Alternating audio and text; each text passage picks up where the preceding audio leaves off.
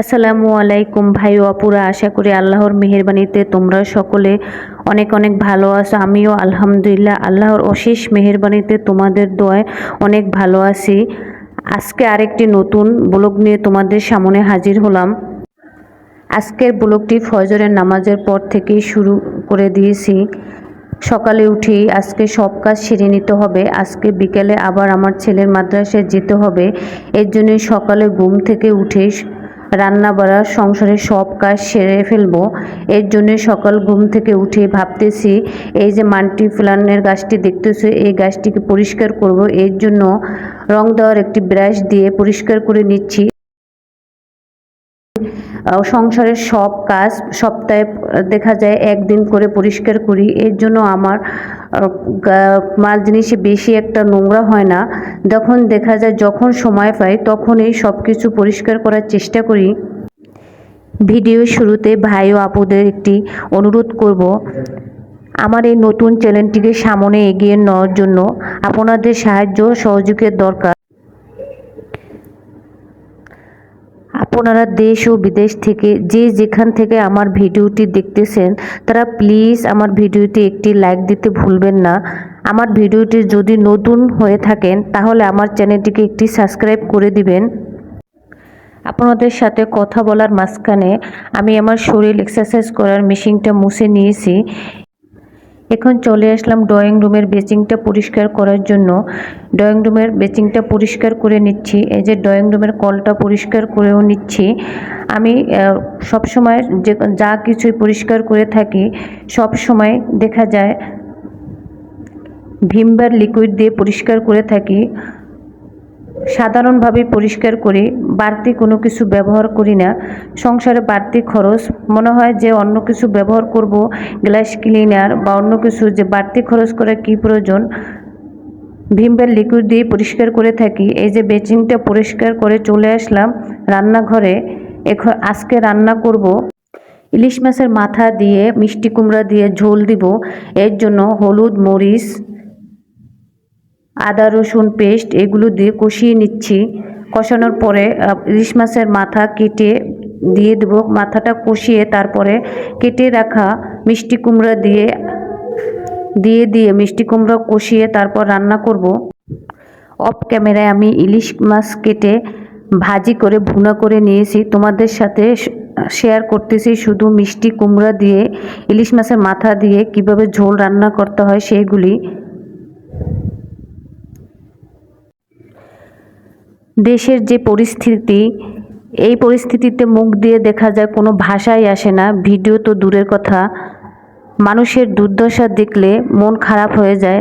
দেখা যায় ঘুমের মাঝখানেও আটকে উঠি যে কী না কী পরিস্থিতি হচ্ছে। একের পর এক অঘটন দেশে লেগেই আছে। দেশের মানুষের এই পরিস্থিতিতে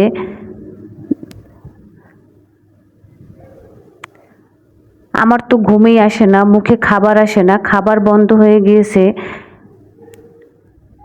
দেশে একটার পর একটা অঘটন লেগেই আছে। একটা শেষ হয়তো আরেকটা আছে, আরেকটি শেষ হয়তো আরেকটি লেগে আছে। কি যে দুর্দশা এই দেশের মানুষের, কার পক্ষে বলতে যাব, কোন দোষ হবে। এর জন্য আমি ভিডিওতে কখনো কোনো কথা বলি না। ভিডিওর মাঝখানে চলে আসলাম কিছু হালকা নাস্তা করার জন্য। খিদায় পেট চুচু করতেছে। ভাবতেছি একটু চা জাল দিয়ে বিস্কিট দিয়ে খেয়ে নেব, তাহলে তো একটু খিদার ভাবটা কমবে। এর জন্য চা দিয়ে টোস্ট দিয়ে খেয়ে নিচ্ছি। ভাই ও আপুরা, তোমাদের সাথে অনেক বকর বকর করে ফেললাম। এর মাঝখানে আবার আমার পানির পিপাসা লেগে গেছে। তোমরা আবার কেউ বলতে পারো এইমাত্র চা খেলেন আবার পানির পিপাসা লাগছে কেন? আমি কিন্তু ভয়েস দেওয়ার সময় তো আর চা খাইনি। যখন চা খেয়েছিলাম তখন তো আর ভয়েস দিইনি, ভয়েস তো পরে দিয়েছি। এর জন্য বকর বকর করতে করতে পানির পিপাসা লেগে গেছে। এর জন্য কিছু পানি খেয়ে আবার ভয়েস দিতে চলে আসলাম। এই যে দেখতেছো আমার মিষ্টি কুমড়ার আর ইলিশ মাছের মাথা দিয়ে রান্নাটা হয়ে গিয়েছে। এখন মিষ্টি কুমড়ার ছোগলা দিয়ে ভর্তা বানাবো। এর জন্য আবার চলে আসলাম। কড়াইতে কিছু তেল দিয়েছি। তেল গরম হওয়ার পরে মিষ্টি কুমড়ার ছোগলা ও বিচি ধুয়ে ছোগলাগুলো এখন কড়াইতে দিয়ে দিয়েছি। মিষ্টি কুমড়ার ছোগলাগুলো উল্টিয়ে পাল্টিয়ে ভালোভাবে 3 মিনিট নাড়াচাড়া করে তারপরে পরিমাণ মতো লবণ দিয়ে দিব।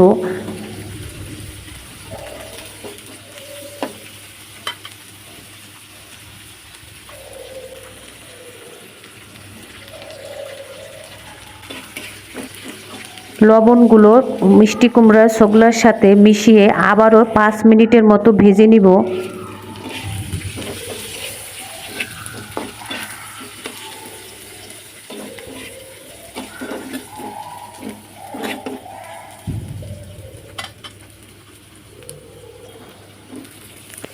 এখন কেটে রাখা পেঁয়াজ রসুন গুলো দিয়ে দিব।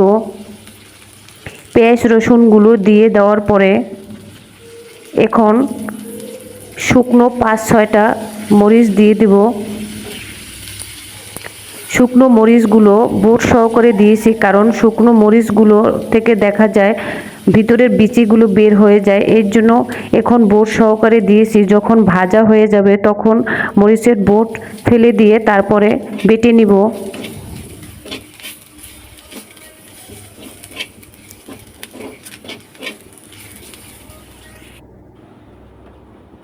এই যে দেখো আমার মিষ্টি কুমড়া ছোকলাগুলো ভাজা হয়ে গিয়েছে। এখন ছোকলাগুলো পাটায় বেটে নিব। এই যে ভর্তাটা বেটা হয়ে গিয়েছে, যে মাশাআল্লাহ ভর্তাটা কিন্তু অনেক মজা হয়েছিল। আজকে এই পর্যন্তই। আল্লাহ হাফিজ।